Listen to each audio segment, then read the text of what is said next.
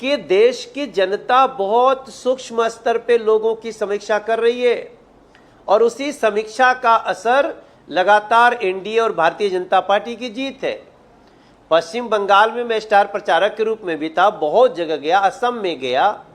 सनातन को नष्ट करने वाले ऐसे जमीन पे गिराए गए हैं। तमिलनाडु देख लीजिए, स्टालिन और उनके बेटे तो खुलेआम कहा करते थे कि हम सनातन को नष्ट करके हमारे भगवान को, देवी देवताओं को गाली देते थे। आज वो कहाँ हैं? तो इस देश में किसी की भी आस्था को ठेस पहुंचा के जो भी चलेगा वो गिरेगा। लोकतंत्र को जो भी अपने पॉकेट में रखेगा वो गिरेगा। संविधान को जो जेब में रखेगा वो गिरेगा। और देश इतनी समझदारी से निर्णय कर रहा है कि इनको अपना माथा फोड़ने से अब फुर्सत नहीं मिलेगी, चाहे ईवीएम पे फोड़े या दीवार पे फोड़े। और राहुल गांधी जी जहां मन करे वहां अपना माथा फोड़े, ये उनकी स्वतंत्रता है। मगर देश समझ चुका है कि अब ये इंडी अलायंस विश्वास के लायक नहीं है। भरोसा और विश्वास है तो मोदी जी में है, बीजेपी में, एनडीए में है। मनोज जी, लेकिन जो गणित राहुल गांधी सिखा रहे हैं उस गणित के आधार पर वो कह रहे हैं कि लोकसभा में बीजेपी के 240 सांसद है। मोटे तौर पर हर छठा सांसद उनका वोट चोरी से जीता है, जिसे बीजेपी की भाषा में आप घुसपैठिया कह सकते हैं।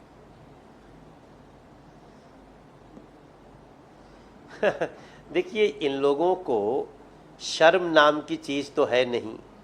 हार का रिकॉर्ड बना चुके हैं राहुल गांधी जी।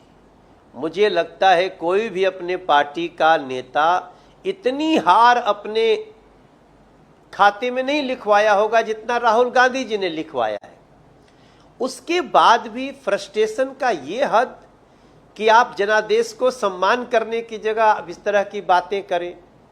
देखिए, भारतीय जनता पार्टी का गुड गवर्नेंस तो है ही, भारतीय जनता पार्टी का सबका साथ सबका विकास एनडीए का तो है ही, लेकिन भारतीय जनता पार्टी की सुरक्षा और सुरक्षा देने के साथ साथ विनम्रता पूरे देश को अच्छा लग रहा है। मोदी जी कभी भी छोटे कामगारों का विरोध नहीं करते, उनके यहाँ जाके उनके दुकान पे बैठ के खाना खा सकते हैं। देश के बड़े पद पे गृह मंत्री जी को कोई धमकी देता है, उसके बाद भी गृह मंत्री जी मुस्कुरा के कहते हैं आने दो 4 मई।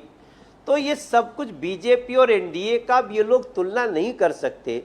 राहुल गांधी जी की बातों को लेकर के चर्चा तो शुरू हो जाती है, मगर मैं समझता हूं राहुल गांधी जी की बातों पे डिस्कशन करना अब इस देश में टाइम जाया करना समझा जा रहा है। लेकिन क्या करें, बात ही ऐसी कर रहे हैं। वो ये कह रहे हैं कि घुसपैठियों की सरकार बनाकर आप बैठे हैं। आप देखिए, ये लोग घुसपैठियों को तो रिश्तेदार की तरह रखते हैं। ये लोग, जब हम लोग दिल्ली में घुसपैठियों के खिलाफ बात करेंगे तो ये घुसपैठियों के पक्ष में हो जाएंगे। ये तो पश्चिम बंगाल में वो तो जो अंदर का इनका आपस में इंडी अलायंस की पार्टियों का युद्ध है वो समझ में आ गया। जब ये राहुल गांधी जी पश्चिम बंगाल में बोल रहे थे तब टीएमसी के खिलाफ क्या बोले? यही बोल रहे थे कि अगर आप रिश्तेदार नहीं है टीएमसी के तो आपको नौकरी नहीं लग सकती है।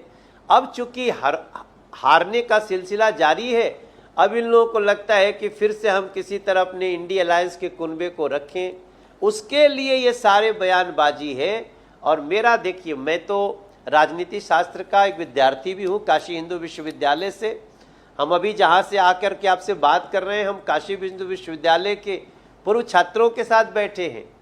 हमारा पूरा विश्वास है कि इन नेताओं की बात को अब जनता, राहुल गांधी जैसे नेताओं की बात को जनता कॉमेडी सर्कस की तरह ले रही है और वो एनडीए के साथ इतने ताकतवर ढंग से चल पड़ी है कि आने वाले दिन में और भी राज्य जो अभी तक नहीं आए हैं वो हमारे पास आएंगे। हमारा गुड गवर्नेंस, हमारा देश के प्रति राष्ट्रभाव, सबसे ऊपर राष्ट्रवाद नरेंद्र मोदी के नेतृत्व में और जीतेगा, ऐसा हमारा विश्वास है। लेकिन ममता बनर्जी रिजाइन करने को तैयार नहीं है।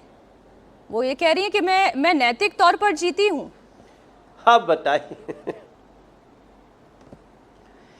नहीं, वो कौन स्तर पे जीती है? अगर आज वो ये बात कह रही हैं तो वो अपना परिचय दे रही हैं कि वो कैसे जीतती थीं।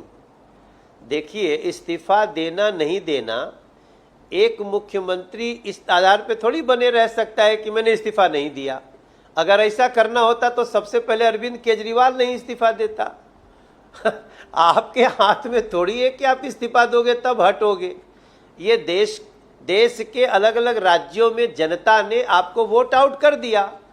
अब अगर आपको इज्जत से जाना है तो साइन करके जाओ, बेइज्जत होके जाना है तो जनता उसका भी इंतजार कर रही है। वो तो ये मैंने जो देखा। ममता बनर्जी जी, दीदी जी, का जो व्यवहार है जी, वही बता रहा है कि ये लोग कितने तानाशाह हैं। ये लोग किस तरह से संविधान को तार तार कर देते हैं। भारतीय जनता पार्टी का इतिहास है, जहां भी जनादेश मिला हम सर झुका करके जनादेश का स्वागत करते हैं। लेकिन ममता दीदी जैसे लोगों ने बता दिया कि अब उनका भरोसा संविधान पे नहीं है, और ये जो भी अभी उनके समर्थक हैं उनके अंदर ये जहर भर रहे हैं, जो कि एक अपराध माना जाना चाहिए। और माननीय जो संवैधानिक संस्थाएं हैं उनको कड़ा एक्शन लेना चाहिए ऐसे स्टेटमेंट्स पे।